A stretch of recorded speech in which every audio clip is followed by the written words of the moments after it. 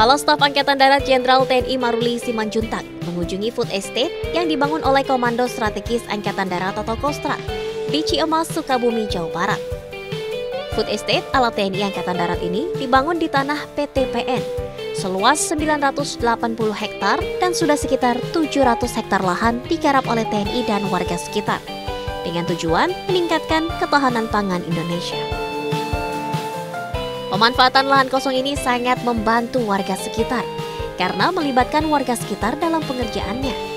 Selain pertanian yang ditanami berbagai macam tanaman hortikultura seperti padi, kedelai, jagung, dan singkong, food estate ini juga memiliki peternakan sapi dan ayam untuk ketahanan pangan. Hingga saat ini sudah ada 65 sapi dan 5.000 ayam yang diternakan di food estate ini. Food Estate Sukabumi ini menjadi pilot project pembangunan food estate oleh TNI Angkatan Darat, di mana saat ini TNI Angkatan Darat juga sudah membangun 5 project food estate serupa lainnya di beberapa daerah di Indonesia. Jenderal Maruli Simanjuntak menyatakan dengan dibangunnya food estate ini bisa membantu proyek ketahanan pangan pemerintah dan mampu memberikan manfaat bagi warga sekitar yang berada di lingkungan food estate.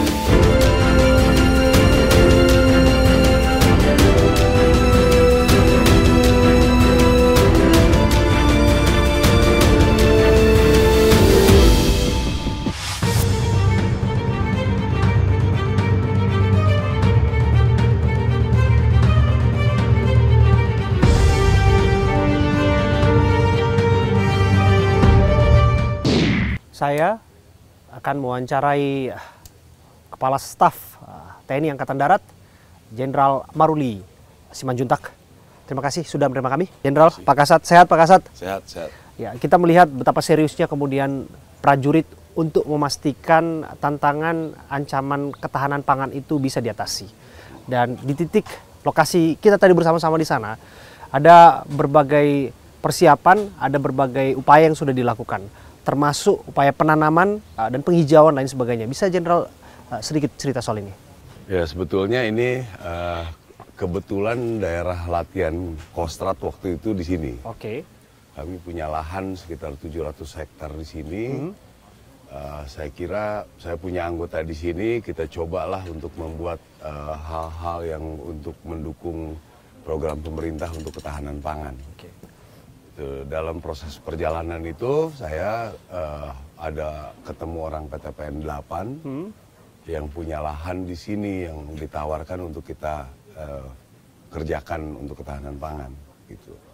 Ya memang pada saat itu kita juga berpikir mau mulainya bagaimana. Betul. Juga mungkin sangat terbatas ya, dulu. Karena banyak sekali tantangannya Jenderal ya. Banyak sekali tantangannya ternyata. Masalah air lah, betul, masalah kualitas tanahnya, pupuknya kita suka cari bagaimana dan lain sebagainya. Termasuk sumber daya manusia. Termasuk sumber daya manusia, karena mereka tidak biasa mengelola yang luas. Oke.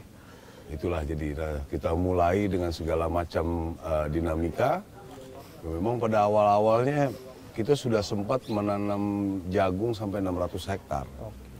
Cuma ya karena baru belajar saat itu, hasilnya tidak terlalu baik. Datang lagi El Nino, jadi makin rumit. Tapi ya terus kita kerjakan ya sekarang sudah mulai baik lah. Oke. Untuk di Ciemas sendiri berapa luas lahan yang sudah dikelola, yang sudah diaktifkan, reaktivasi tadinya lahan mati kemudian lahan aktif oleh prajurit?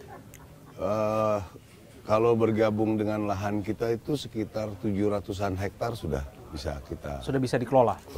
Ya. Oke. Komoditas apa saja Jenderal? Karena kita tadi lihat kan ada komoditas jagung, kemudian juga ada singkong dan hortikultura ya. Kelihatannya memang itu yang diutamakan di sini Jenderal ya. Ya memang kita prioritasnya maunya pajale ya. Oke.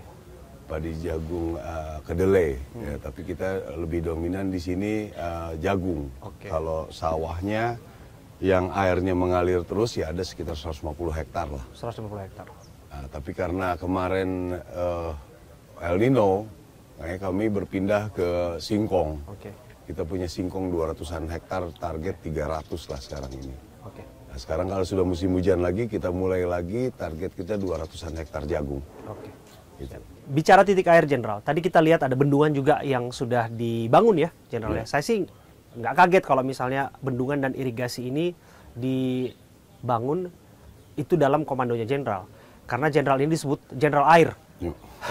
Kalau di NTT, kalau Pak Maruli sudah datang, disebutnya sumber air sudah dekat, begitu ya kira-kira. Nah, bagaimana kemudian Pak Maruli cerita mengenai air menjadi satu hal yang sangat esensial bagi publik, lahan pertanian, bukan hanya irigasinya, tapi juga sebagai sumber penghidupan?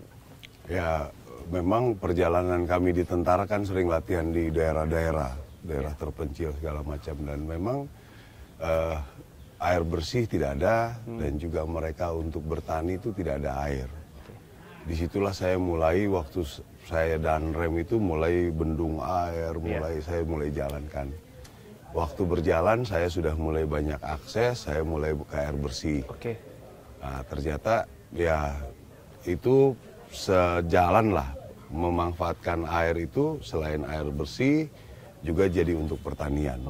Nah, kebetulan kita sekarang yang tadi saya sampaikan sudah punya banyak teman-teman. Kita bisa komunikasi dengan Kementerian Pertanian, Kementerian PUPR untuk membuat bendung-bendung, embung-embung semua itu. Gitu. Nah, kami menawarkan untuk diswakelola dengan masyarakat. Jadi kalau diswakelola dengan masyarakat, upah juga akan di situ. Masyarakat yang mengerjakan juga merasa bahwa ini untuk kehidupan mereka. Betul, partisipasi berarti.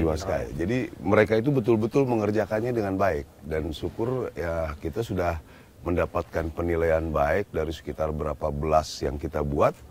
Semua program ini bisa berjalan baik. Mudah-mudahan ini tahun ini kita akan lebih gencar lagi di berbagai daerah. Nah, kalau bicara soal ancaman ketahanan pangan, Jenderal, ya, pasti ada kaitannya kemudian kita bicara stunting di sana, kebutuhan gizi anak dan lain sebagainya. Karena bicara soal pasokan kan di sana ya, Jenderal. Menurut Jenderal, mengapa begitu penting seorang prajurit melakukan tugasnya dan perannya mengambil bagian di dalam proyek ketahanan pangan ini, dan utamanya untuk kemudian menciptakan masa depan Indonesia yang lebih baik, spesifik ya, mengentaskan urusan stunting? Memang kalau saya sih berpikir sederhana saja. Jadi masyarakat ini perlu kehadiran pemerintah. Jadi kalau sudah, dulu saya membuat air-air di daerah itu saya tulis semua, negara hadir untuk rakyat. Itu. Nah, dengan adanya itu, dia merasa bahwa oh saya punya negara. Betul. Itulah yang akan kita ciptakan, terus kita kasih penyampaian tentang bernegara, yang akhirnya muncul jiwa nasionalis. Itu. Nah, di bidang kemiliteran, sebenarnya sampai sekarang kan kita menganut sistem total war, ya, perlawanan rakyat semesta. Itu perlawanan rakyat semesta, sampai sekarang konsep itu masih kita pegang. Sehingga nanti kalau kita bertempur, kita akan bertempur bersama dengan masyarakat. Gitu. Sehingga kita harus menciptakan lumbung-lumbung pangan dan juga masyarakat-masyarakat yang berjiwa nasionalis. Saya pikir ini sangat-sangat jadi dasar kita untuk mempertahankan negara. Jadi nggak bisa dinafikan peran prajurit di sana ya, Jenderal? Ya, prajurit yang memimpin mereka nanti. Prajurit yang memimpin masyarakat, sehingga bisa membuat perlawanannya itu bisa berlarut terus, tidak bisa dikuasai oleh musuh dalam satu waktu. Dan itu perang berlarut ini juga kita kan sudah ada pengalaman lah, yang seperti perbandingan Ukraine dengan Rusia. Itu 1 tahun lebih, perbandingan persenjataannya 1:20 sekian. Tapi 1 tahun lebih dia tidak bisa lawan, padahal mereka tidak menganut sistem perlawanan rakyat semesta. Kalau kita bikin udah dari awal perlawanan semesta, mungkin kita akan lebih sulit untuk dikuasai. Jadi ini bagian dari teritorial sebetulnya? Bagian dari teritorial. Bicara soal ini, saya jadi ingat istilah food estate, Jenderal. Nah, seberapa penting menurut Pak Kasat ya, food estate ini kemudian menjadi bagian yang menyangga kehidupan masyarakat? Ya. Karena hari-hari ini food estate begitu banyak menjadi perbincangan dan banyak menjadi sorotan. Ya, itu memang salah satu program pemerintah ya. Kalau memang food estate yang dilakukan selama ini, itu biasanya dalam suatu tempat yang sangat luas. Nah, kami mencoba mengatasi daerah-daerah yang terpencil seperti ini. Yang mungkin lahannya 1.000, 2.000, berapa ratus. Itu yang coba kami bantu untuk mendampingi program besarnya food estate pemerintah. Oke. Karena kalau program yang seperti kami ini yang tarafnya mungkin bisa dianggap kecil dibandingkan food estate, Iya. tapi efeknya kepada suatu daerah cukup besar. Sebetulnya prinsipnya sama ya, Jenderal ya? Ya, seperti iya, sama karena saja. ini yang dibangun memang skala kecil tapi langsung kena ke masyarakat. Betul. Kalau pemerintah kan lebih kepada PSN, proyek strategis nasional ya, lebih masif dan lebih besar ya. Dengan apa mekanisasi dan lain sebagainya. Kalau kami kan mekanisasi terbatas lah. Oke, tapi selama itu dijalankan, sesungguhnya itu betul-betul diperlukan. Saya yakin ini akan lebih merata nantinya. Oke. Jadi kalau udah satu tempat saja, ya di pinggir-pinggir seperti ini kan nggak bisa bekerja. Oke. Termasuk pemberdayaan sumber daya manusia yang menjadi bagian dari, Anda bisa cerita kepada kami bagaimana masyarakat berpartisipasi dan dilibatkan? Ya, memang di samping memang untuk ketahanan pangan, mereka juga butuh kehidupan seharian. Jadi mereka juga butuh pekerjaan yang bisa mereka yakini bahwa pekerjaan ini bisa sampai ke hilir. Oke.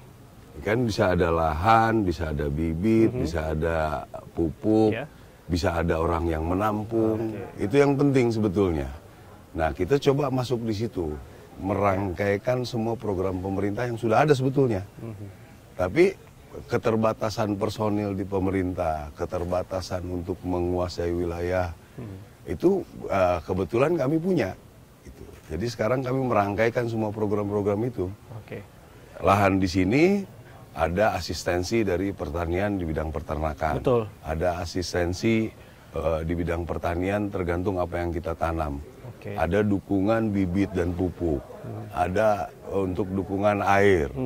Ada juga dari program dari pupuk untuk karbon kredit. Itu yang terus kita gabung semua di sini. Nah, sekarang kita sudah punya akses semua ini, diharapkan ini jadi pilot project-nya program pertanian yang akan kita nanti jiplak di mana-mana nih. Gitu rencana kami. Makanya kami mengadakan rapat koordinasi para asisten teritorial seluruh Kodam Rakernis untuk lihat di sini. Lihat di sini. Langsung di lokasi. Langsung di lapangan. Betul. Mereka sebetulnya tidak seperti awal kami dulu. Kami dulu meraba-raba kan. Betul. Menghubungi sana, menghubungi sini. Nah, sekarang semua tadi kan lihat sendiri. Betul.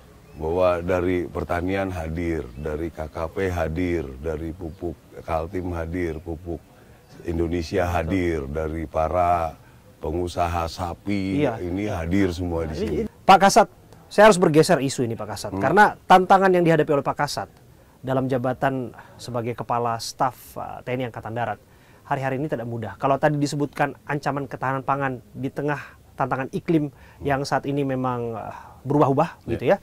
Ini juga bicara soal iklim politik yang hari-hari memanas, Pak Kasat. Iya. Pak Kasat pernah bayangkan tidak ada dalam posisi yang saat ini? Pak Kasat barangkali bisa cerita mengenai menjadi seorang Kasat di tahun politik. Ya kalau saya sih pribadi yang penting kerja profesional, saya nggak takut ya.